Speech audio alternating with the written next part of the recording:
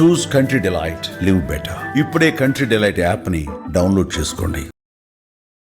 ఎవడన్నా చేసి చూపిమని అందుకే కదా మనం చేశారు వీళ్ళు. ఏది వీళ్ళు చేసిన సారా వ్యాపారం అంతా కూడా చేయడానికే కల్తీ పెట్టారు. ఏమయ్యారు అంటే వాళ్ళ ఉద్దేశం ఏంటి? అక్కడ ఎవరో ఒక అతను తెలుగుదేశాన్ని మేనేజ్ చేసేస్తే, బురద వేసేస్తే నేను కడుక్కుంటానని. కడుక్కునేసే పరిస్థితిలో లేవు, ప్రక్షాళన చేసేస్తాం. అదే చేశాం. ఇప్పుడు ఏమనండి, ఇంకొక పక్కన ఏలూరులో ఒక అతను వేరే హెల్త్ ప్రాబ్లం చనిపోతే అతను కూడా నకిలీ మందని 3 రోజులు వాయించి వదిలిపెట్టాం. ఇప్పుడు మాట్లాడుతున్నారా? పాస్టర్ చనిపోతే ఏంటండి,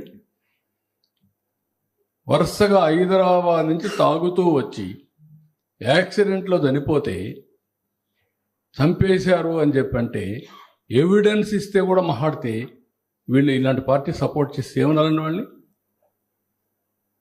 అంటే కరుడు కట్టినట్టు నేరస్తులు తయారైపోయారు.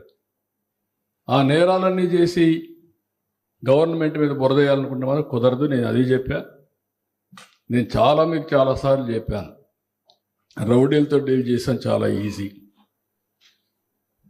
లేకపోతే కమ్యూనల్ వైలెన్స్ కంట్రోల్ చేశాం, ఫ్యాక్షన్స్ వన్ సైడ్ కంట్రోల్ చేశాం. రాజకీయ ముసుగు వేసుకొని నేరాలు చేసి కావాలని హెరాస్ చేస్తారని మాట్లాడితే చాలా సమస్యలు ఉంటాయి. ప్రజలు అర్థం చేసుకోవాలి. నేరం ఎవరు చేసినా అది నేరమే, వాళ్ళకి తప్పకుండా పనిష్ చేస్తాం. సార్, నెల్లూరు సిటీ చాలా పీస్ఫుల్ గా ఉండేది, కానీ ప్రస్తుతం మొత్తం నేరం. ఏది నెల్లూరు జిల్లా అనేది చాలా పీస్ఫుల్ సిటీగా ఉండేది జిల్లాగా, ఇప్పుడు అంతా నేరమయంగా మారిపోతుంది. చాలా బాధేస్తుంది నాకు. Nellore one of the most peaceful district. ఒకప్పుడు రాష్ట్రంలో నేను ముఖ్యమంత్రిగా సమైక్య ఆంధ్రప్రదేశ్లో ఉన్నప్పుడు నెల్లూరుకి ఏ ఎస్పీ అయినా పర్వాలేదు పంపించండి అనేవాడిని. విజయనగరం ఒకటి, నెల్లూరు ఒకటి. అక్కడ నేరాలే చేయరువాడు. అలాంటి జిల్లాలో ఈసారి లేడీ డాన్స్ కూడా తయారైపోయారు. హత్యలు కూడా చేసే పరిస్థితికి వచ్చేసారు. హత్యలు చేపించే పరిస్థితికి వచ్చారు. గంజాయి అమ్మే పరిస్థితికి వచ్చారు. What you say?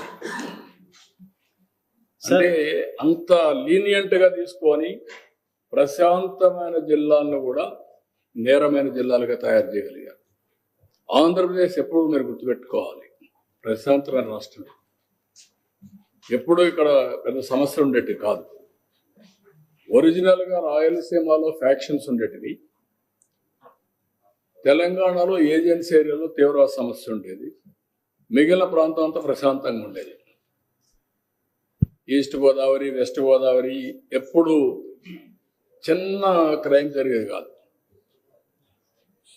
అలాంటి జిల్లాల్లో కూడా ఈ మధ్య ప్రాబ్లమ్స్ వచ్చే పరిస్థితి వచ్చి అన్ని కంట్రోల్ అవుతాయి, matter of time. So Jagan has made serious allegations. He's saying in the TDP government right now, it looks like how he's comparing you to Joseph Goebbels basically. He's comparing you to Joseph Goebbels, the chief for the Nazis. ఇవన్నీ ఏంటి? ఇవన్నీ ఏంటి? Facts కదా. అలాంటి వాళ్ళకి ఇవన్నీ గ్లోబల్స్ గానే నడుస్తాయి. రాష్ట్రం బాగుపడితే చూసి ఓర్వలేని వాళ్ళకందరికీ గ్లోబల్స్ గానే కనపడుస్తాయి. దానికి ఎవరైనా సమాధానం చెప్పలేరు. దీని వేరే ఆ కరెంట్ ఛార్జీలు పెంచకుండా పోవడం కూడా గ్లోబల్ ప్రచారమేనా?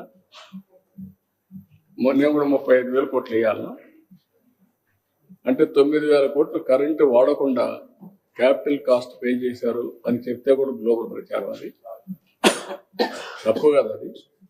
అదే వేరే దేశం అంటే 9,000 కోట్లు పబ్లిక్ ఎక్స్చెక్కర్ ట్యాక్స్ పేయర్స్ మరి నీది కూడా ఉంది. అట్లా మీ వాటా కూడా 1 పైసానో 2 పైసలో 10 పైసలు ఉంటుంది. ఈ రాష్ట్రంలో మీరు భోజనం చేస్తున్నారు, ట్యాక్స్ కడుతున్నారు, మీ డబ్బులు కూడా దాంట్లో ఉంది. ఎందుకు పే చేస్తున్నారు? రాజకీయ నాయకుల బాధ్యత లేదా? This is where people has to think.